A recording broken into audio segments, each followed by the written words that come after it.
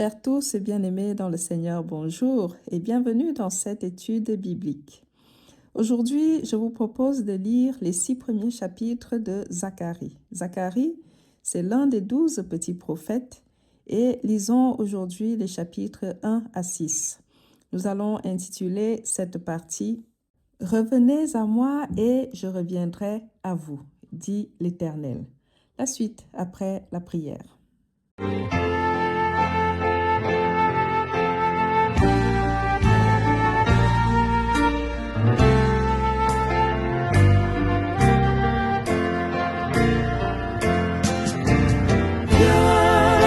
Esprit du Dieu vivant, sois le maître en moi.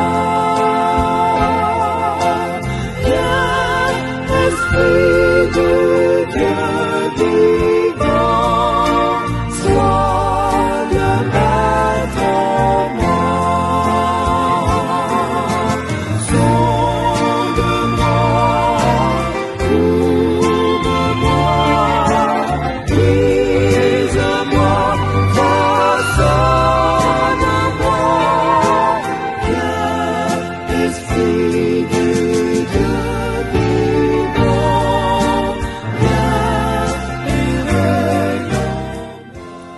Jésus-Christ. Amen. Le prophète Zacharie est né en exil à Babylone, tout comme le prophète Agé. C'est donc l'un des prophètes de l'exil, né pendant que le peuple de Juda, Israël du Sud, était en déportation à Babylone où ils ont fait environ 70 ans. Zacharie étant né vers la fin de l'exil, il a pris part au retour des exilés lorsque le roi perse a donné la permission aux Juifs de retourner dans leur pays afin de rebâtir Israël, de rebâtir le temple de Jérusalem. Zacharie prend donc part au retour des exilés sous la conduite de Zorobabel. Zorobabel était un des descendants de la lignée de David et il a été choisi comme gouverneur pour justement gérer le retour des exilés en Israël, Israël étant encore sous tutelle de la Perse qui a accordé le retour de ces exilés. C'est Zorobabel donc qui va, en tant que gouverneur, conduire le peuple dans ce retour à la terre promise, au pays d'origine. Mais Zorobabel n'est pas seul. Le peuple est également conduit par le grand prêtre Josué et c'est les deux qui vont mener le grand retour et la reconstruction de la Judée et du temple de Jérusalem. Alors Zacharie, qui est de famille sacerdotale, reçoit la parole de l'Éternel à transmettre au peuple de Juda. Il est en effet le petit-fils du prêtre Iddo et c'est mentionné même dans le livre de Néhémie qui parle essentiellement de cette reconstruction et de ce retour. Son grand-père Iddo est mentionné parmi les prêtres dans Néhémie 12 au verset 4. Et Zacharie va succéder à son grand-père Iddo comme prêtre et chef de famille, ce qu'il est supposé que son père certainement n'a pas vécu très longtemps. Le message de Zacharie, tout comme le message d'Agé, est un message d'appel à la repentance, l'appel à revenir à l'Éternel et l'appel à reconstruire le temple de l'Éternel, relancer les travaux qui ont été arrêtés, ne pas négliger ce qui concerne l'Éternel. Zacharie met aussi en évidence, tout comme Agé, le fait que Dieu utilise non seulement le pouvoir temporel, donc Zorobabel qui est le gouverneur, mais aussi le pouvoir religieux, c'est-à-dire Josué qui est le grand prêtre, pour gérer l'insertion, l'installation du peuple de retour d'exil, pour gérer le pays, gérer la reconstruction, pour dire qu'en fait, au final, c'est Dieu qui est le souverain, le roi suprême de toutes choses, que ce soit du pouvoir dans ce monde, les présidents, les gouverneurs et tout ce qui gère dans le temporel, ou alors le pouvoir religieux, c'est Dieu qui est souverain. Et c'est Dieu qui gère tout cela. Donc, quel que soit ce que Dieu a choisi dans le temporel comme Zorobabel, le gouverneur, ou dans la religion comme le grand prêtre Josué, tous doivent être soumis à l'Éternel, car c'est Dieu qui est souverain. Et ce n'est que lui qui peut mener à bien la reconstruction, la restauration de son peuple. Dès le chapitre 1, Zacharie commence donc son message par cet appel. Dans Zacharie 1 au verset 3, il est écrit « Dis à ce peuple, voici ce que déclare le Seigneur des armées célestes. Revenez à moi, dit le Seigneur des armées célestes, et je reviendrai à vous, a dit le Seigneur des armées célestes. » Dieu veut restaurer son peuple, mais pour cela, il leur lance cet appel « Revenez à moi et je reviendrai à vous. » Mais pourquoi revenir d'abord à l'Éternel pour qu'il revienne à nous? Voilà la question qu'on peut se poser. Pourquoi Dieu ne revient pas simplement à son peuple sans attendre qu'on revienne d'abord à lui? Parce que simplement, Dieu veut une vraie relation avec ses enfants. Une vraie relation, c'est une relation où chacun fait un effort, où on n'attend pas que ce soit toujours à l'autre de donner, mais où chacun donne du sien dans la sincérité de la relation et de l'amour qui les unit. Et c'est pourquoi également, à la création, Dieu a fait des hommes libres dans leur volonté de pouvoir choisir de lui obéir ou de lui désobéir. Dieu aurait pu créer des êtres sans volonté, obéissants, qui auraient été destinés à lui obéir au doigt et à l'œil. Mais Dieu aime ce qui est volontaire. Dieu aime les dons volontaires, l'amour volontaire, l'obéissance volontaire. Et la Bible nous dit que Dieu a créé l'homme à son image, selon sa ressemblance. Et l'une des caractéristiques de cette ressemblance à Dieu, c'est que nous sommes libres, parce que Dieu est libre. Il nous a créés libres, libres d'aimer. Et ce qui caractérise Dieu fondamentalement, au-delà de sa toute-puissance, c'est son amour infini et gratuit.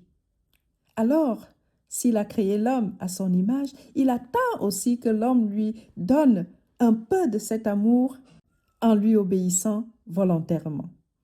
Lorsqu'il dit à Adam et Ève, « Vous ne mangerez pas de ce fruit », il leur laisse cette volonté libre de pouvoir choisir, d'obéir, afin qu'ils soient fiers de voir que ils ont obéi sans contrainte.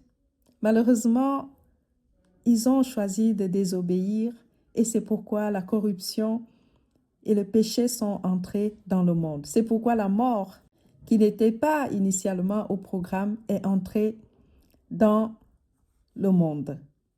Mais heureusement, Dieu a tant aimé le monde, comme nous le dit Jean 3,16, qu'il a donné son Fils unique afin de payer la rançon, de prendre pour lui cette mort, de ressusciter avec un nouveau statut pour le chrétien qui peut désormais avoir l'espérance d'une vie éternelle, le salut retrouvé, le salut qui a été perdu, retrouvé par la foi en Jésus-Christ et une vie selon la volonté de Dieu. Tout ceci pour dire que Dieu accorde une importance particulière à ce que celui qui a besoin de lui dans sa vie fasse aussi un pas vers lui pour lui montrer la volonté de lui obéir, de l'avoir dans sa vie. Et c'est pourquoi il dit « Revenez à moi et je reviendrai à vous ». Le Seigneur Jésus l'a exprimé de maintes façons également dans les évangiles. Lorsque nous lisons par exemple Jean 10 au verset 27, le Seigneur dit « Mes brebis entendent ma voix, je les connais et elles me suivent. » Mes brebis entendent ma voix, je les connais et elles me suivent. Donc pour dire, celui qui pense être une brebis du Christ entend sa voix. Lorsque le Christ appelle, lorsqu'il dit Aime l'Éternel ton Dieu ou aime ton prochain. Lorsqu'il dit heureux celui qui procure la paix, lorsqu'il dit pardonne à ton prochain, lorsqu'il dit éloigne-toi des mauvaises voies, celui qui pense être une brebis du Seigneur entend la voix du Seigneur. Et celui qui n'entend pas cette voix, mais qui entend une autre voix d'un autre maître, est la brebis de cet autre maître et non la brebis du Seigneur. Parce que Jésus dit, mes brebis entendent ma voix. Je les connais et elles me suivent. Donc, la brebis du Seigneur suit le Seigneur. Mais lorsque quelqu'un suit d'autres voies, d'autres enseignements, d'autres éthiques, il suit un autre maître, un autre berger. Alors Dieu, dans ce texte de Zacharie, lorsqu'il dit « Revenez à moi et je reviendrai à vous », il appelle son peuple à se comporter comme une vraie brebis dont il est le berger. Revenez à moi, faites un pas vers moi, écoutez ma voix, entendez quand j'appelle, écoutez mes ordonnances, obéissez à ma parole, et moi je reviendrai à vous. Car comme a dit le Seigneur, je les connais, je connais mes brebis, je connais ceux qui me suivent. Je viendrai vers ceux qui font l'effort, qui manifestent la volonté de me suivre, de faire ma volonté. Zacharie fait donc comprendre au peuple juif et à nous tous que Dieu veut restaurer son peuple, car Dieu ne prend aucun plaisir à punir ses enfants. Il les a envoyés en exil à Babylone à cause du péché qui a débordé, qui a dépassé les limites. Ils sont restés là-bas trop longtemps, des décennies. Plusieurs générations se sont éteintes à Babylone, jusqu'au jour où le roi perse, qui a vaincu les Babyloniens, a décidé, en dirigeant la Babylonie et sous l'inspiration du Seigneur, a décidé de permettre que les Juifs retournent dans leur terre promise, dans leur pays d'origine pour rebâtir. Et là, Dieu a montré qu'il est miséricordieux, qu'il ne reste pas en colère longtemps. Sa colère ne s'éternise jamais, car en réalité, il ne veut pas la mort du pécheur, mais simplement qu'il se repente, qu'il revienne à lui. Pour illustrer l'appel qu'il fait au peuple juif pour leur demander de revenir à l'Éternel et de prendre au sérieux la reconstruction du temple de l'Éternel, de prendre au sérieux la volonté de l'Éternel, Zacharie va procéder par une série de 8 visions dans ces 6 chapitres. Des visions qui expriment la volonté de Dieu, mais aussi des oracles sur ce que Dieu prévoit. Voici ces visions que vous pouvez lire du 1er au 6e chapitre de Zacharie. La première vision au chapitre 1 des versets 7 à 17, la vision de l'homme monté sur un cheval roux et des coursiers de l'Éternel envoyés pour parcourir la terre, des coursiers qui constatent que la terre est calme, et l'ange de l'Éternel qui demande à Dieu de pardonner, car ça fait quand même 70 ans que son peuple est en exil. Dans cette vision, Dieu révèle à son peuple qui ne reste pas en colère éternellement, que malgré le chaos qui règne, malgré son silence, il est là et il tient toujours ses promesses. Et l'une de ses promesses, c'est que tous ceux qui se repentent et reviennent à lui auront la grâce de le voir revenir à eux. En effet, les Juifs étaient au plus bas après le retour d'exil. Il n'y avait pas d'argent, c'était triste, la pauvreté. Et tout cela avait découragé le peuple qui, après l'enthousiasme du début du retour, avait arrêté les travaux du temple. Il a fallu que Dieu parle à ses prophètes, à Agé, à Zacharie, pour leur dire, n'arrêtez pas, je ne suis pas content que vous arrêtiez les travaux, ne vous découragez pas. C'est certes difficile, mais si vous revenez à moi, je ne vous abandonnerai pas, je suis là. Si nous lisons le verset 17 de ce premier chapitre, vers la fin de la vision, il est écrit, « C'est pourquoi voici ce que dit l'Éternel. Je me tourne vers Jérusalem avec compassion. Mon temple y sera rebâti. Le Seigneur des armées célestes le déclare. et l'on étendra le corbeau d'arpenteur sur Jérusalem. Alors, dans cette première vision, on peut voir que Dieu montre bien à son peuple que il peut être fâché et quand il est fâché, il peut punir très sévèrement, comme ça a été le cas pour le peuple juif qui a dû subir l'humiliation de la déportation dans un pays étranger à Babylone pendant environ 70 ans.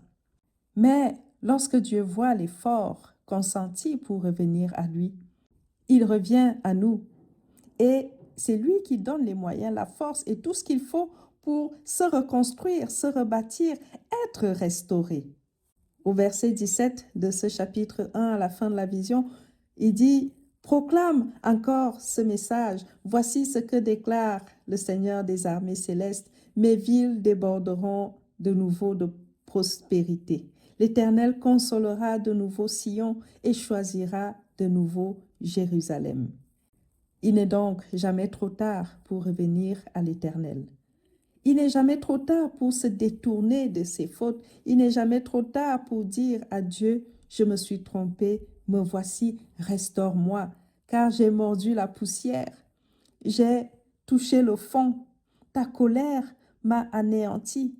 Lorsque Dieu voit l'effort consenti, il restaure de la plus belle des manières ceux qui reviennent à lui. Puis vient la vision des 4 cornes, la deuxième vision, qu'on peut lire dans Zacharie 1, des versets 18 à 21. Les 4 cornes de cette vision, dit l'Éternel, sont les cornes qui ont dispersé Juda, Israël et Jérusalem, c'est-à-dire les autres peuples, les nations, les puissances qui ont anéanti son peuple, selon la volonté de Dieu lui-même qui voulait punir ses enfants désobéissants.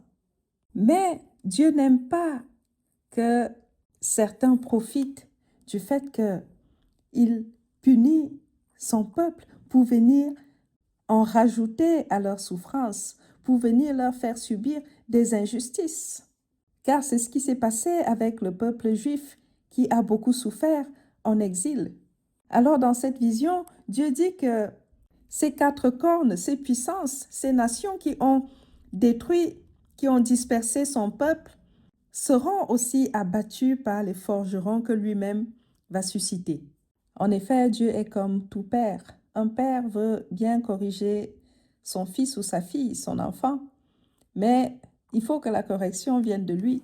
Il n'accepte pas que quelqu'un vienne d'ailleurs pour venir en rajouter. C'est pourquoi il est important, lorsqu'on voit quelqu'un souffrir, ou un frère, une sœur s'égarer, de ne pas être une pierre d'achoppement pour cette personne, de ne pas essayer de l'enfoncer davantage, de ne pas profiter de sa disgrâce pour l'enfoncer davantage. Sinon, on pourrait être frappé par Dieu. Si nous lisons par exemple ce qui est écrit dans Zacharie 1 au verset 15, il est écrit « Et je suis saisi d'une violente indignation contre les peuples ennemis qui vivent dans la tranquillité, car je n'étais qu'un peu irrité contre mon peuple, mais eux, ils ont accru son malheur. » Zacharie 1 au verset 15. La troisième vision, la vision du cordeau à mesurer, dans Zacharie 2, des versets 1 à 13, apporte la réponse à la question de savoir si Dieu a abandonné Jérusalem, quelle est cette désolation qui règne dans la ville? Dieu va-t-il encore s'intéresser à son peuple pour le restaurer réellement? Dieu va-t-il encore réellement restaurer Jérusalem? Alors Dieu rassure son peuple pour dire, si nous lisons par exemple les versets 4 et 5 du chapitre 2, il est écrit, il lui dit, cours, parle à ce jeune homme et dit, Jérusalem sera une ville ouverte à cause de la multitude d'hommes et de bêtes qui seront au milieu d'elle. Je serai pour elle, dit l'Éternel, une muraille de feu tout autour, et je serai sa gloire au milieu d'elle. Dieu rassure son peuple que malgré la désolation, malgré toute la destruction qu'il y a eu, il est capable de restaurer et rendre sa gloire à Jérusalem. Car c'est le Dieu qui est capable de toutes choses. Même quand on a touché le fond, Dieu est capable de relever ceux qui reviennent à lui et leur offrir une gloire qu'ils n'auraient jamais pu imaginer. La quatrième vision, au chapitre 3, des versets 1 à 10, vient répondre à une inquiétude. Lorsqu'on a péché, qu'on s'est repenti de ses péchés, qu'on revient à l'Éternel, est-ce que ce péché ne sera pas là comme un obstacle pour nous empêcher d'avancer avec Dieu parce qu'on gardera le souvenir, ou alors le diable, l'accusateur, le Satan, sera toujours à côté pour rappeler à Dieu: ton enfant a fait telle chose, il a fait ceci, il a péché, il a fait cela. Comment être restauré après la repentance lorsqu'on sait quel grand pécheur on était? Cette vision commence par ce tableau où on voit Josué, le souverain sacrificateur, le grand prêtre, debout devant l'ange de l'Éternel. Et le verset 1 de ce chapitre 3 nous dit que Satan se tenait à droite pour l'accuser. Donc, si nous lisons Zacharie 3 au verset 1, il est écrit: « Il me fit voir Josué, le souverain sacrificateur, debout devant l'ange de l'Éternel, et Satan se tenait à sa droite pour l'accuser. » Lisons au verset 2, l'Éternel dit à Satan: « Que l'Éternel te réprime, Satan, que l'Éternel te réprime, lui qui a choisi Jérusalem, n'est-ce pas là un tison arraché du feu ?» Poursuivons au verset 3, « Or Josué était couvert de vêtements sales, et il se tenait debout devant l'ange. » On voit là une situation assez compliquée. On voit le grand prêtre. Le verset 3 nous dit qu'il est tenu là, il est sale de ses vêtements. Il s'agit ici d'une métaphore pour dire qu'il était souillé, sale de tous les péchés de son passé, les péchés d'Israël, les péchés de Jérusalem. Alors comment restaurer quelqu'un qui a été souillé autant? Surtout que l'accusateur, le Satan, il est là à côté pour accuser. Ce texte nous fait comprendre que lorsqu'on est un enfant de Dieu, il faut savoir que le diable est toujours à côté pour nous accuser. Ça veut dire que lorsqu'on pose un acte qui est contraire à la volonté de Dieu, l'accusateur est là à côté pour dire à Dieu: tu vois celui que tu appelles ton enfant, ce qu'il fait, comment il se comporte. Pour nous enfoncer, le diable est toujours à côté.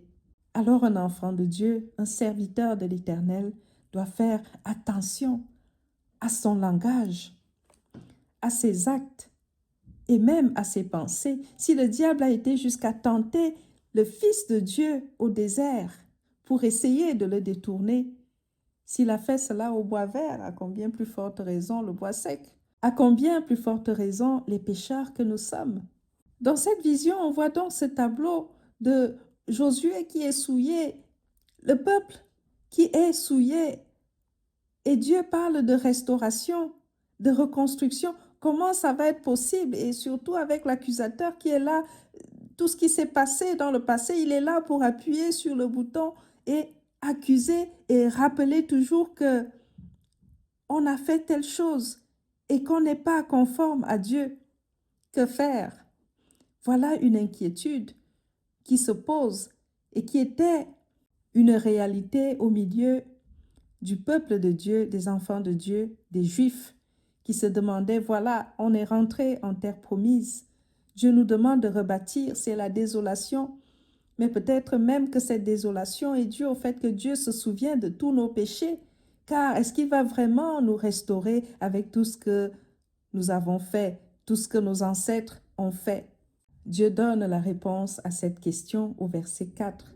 Donc, chapitre 3, verset 4 de Zacharie, il est écrit: « L'ange, prenant la parole, dit à ceux qui étaient devant lui: ôtez-lui les vêtements sales. Puis il dit à Josué: vois, je t'enlève ton iniquité et je te revêts d'habits de fête. » Voilà comment l'Éternel pardonne. Lorsqu'il pardonne, il efface l'ardoise, il enlève l'iniquité. C'est pourquoi lorsqu'on est un enfant de Dieu, qu'on s'est repenti de ses péchés, lorsque Dieu pardonne et il oublie. Il n'est pas comme les hommes qui disent on pardonne mais on n'oublie pas.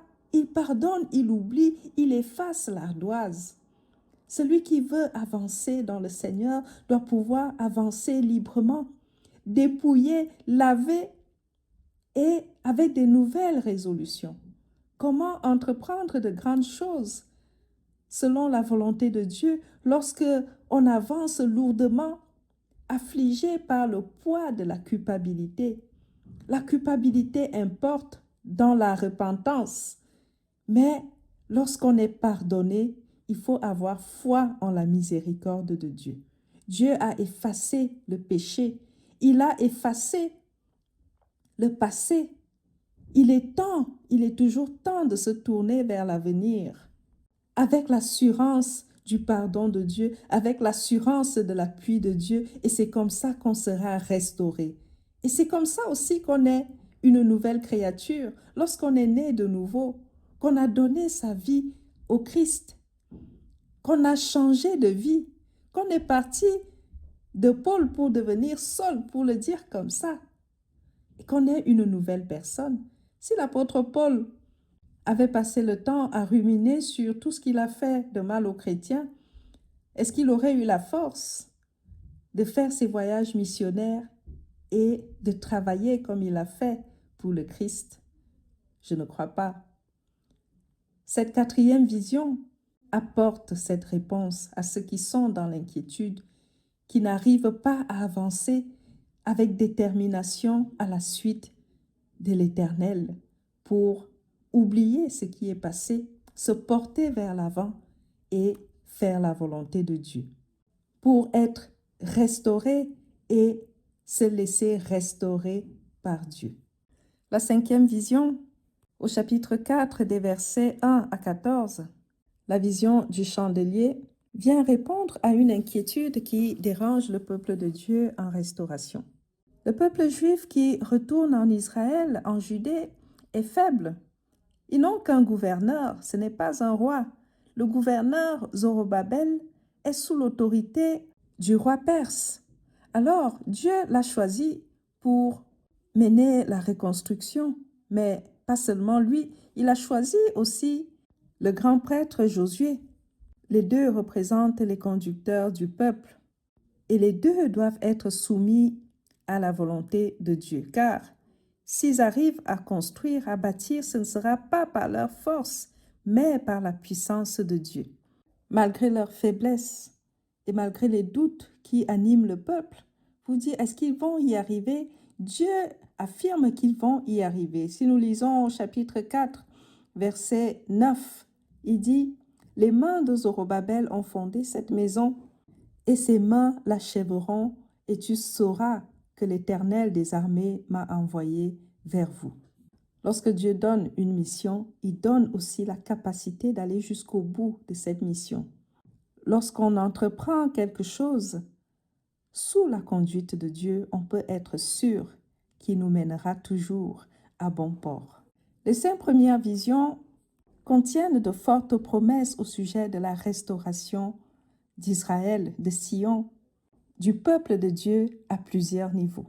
Les 3 dernières traitent simplement des questions un peu complémentaires.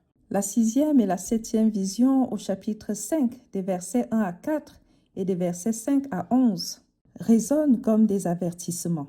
Avertissement à ne pas retomber dans le péché. La 6e vision au début du chapitre 5, le rouleau qui vole. Ce rouleau qui représente la malédiction qui se répand sur tout le pays. Et selon elle, tout voleur sera chassé, tout parjure sera chassé, parce que Dieu ne veut plus de ses iniquités. Puis la 7e vision qui parle d'une femme assise au milieu de l'épha qui est, selon le verset 6 du chapitre 5, l'iniquité dans tout le pays.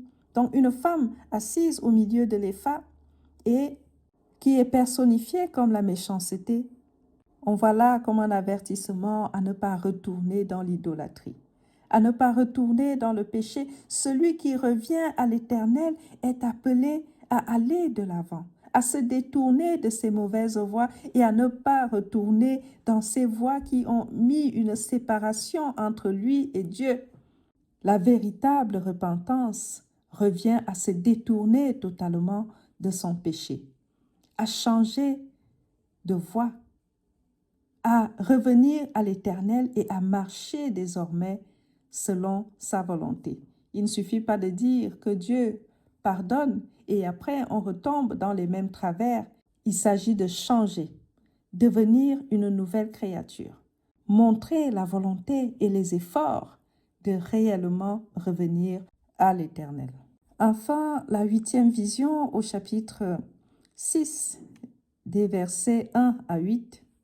Les 4 chars qui sortaient d'entre 2 montagnes, représentant les 4 vents des cieux qui sortent du lieu où ils se tenaient devant le Seigneur de toute la terre. Les chevaux noirs attelés à l'un des chars se dirigent vers le pays du septentrion et les blancs vont après eux. Les tachetés se dirigent vers le pays du midi. Les rouges sortent et demandent à parcourir la terre. Les chevaux noirs attelés qui se dirigent vers le septentrion y vont pour reposer la colère de l'Éternel sur ces pays-là. Ceci pour dire que c'est Dieu qui est souverain et que même ces nations étrangères qui, à un moment donné, ont dominé le peuple de Dieu, s'ils l'ont fait, c'est parce que Dieu même l'a voulu et les a utilisés pour punir ses enfants. Mais c'est Dieu qui domine sur toute la terre.